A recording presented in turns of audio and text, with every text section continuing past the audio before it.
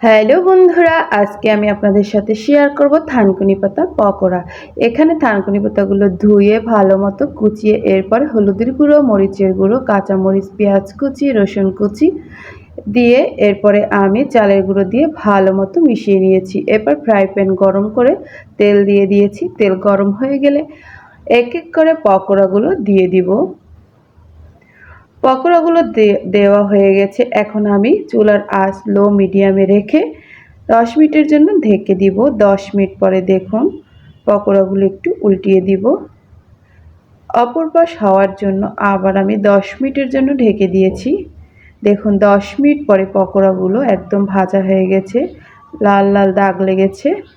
এরপরে আমি তুলে নিব। দেখুন পকোড়াগুলো কিন্তু দেখতে অনেক সুন্দর হয়েছে, খেতেও অনেক মজা হয়েছে, অনেক মুচমুচে হয়েছিল। কার কার খেতে ভালো লাগে অবশ্যই কমেন্টে জানাবেন। ধন্যবাদ সবাইকে।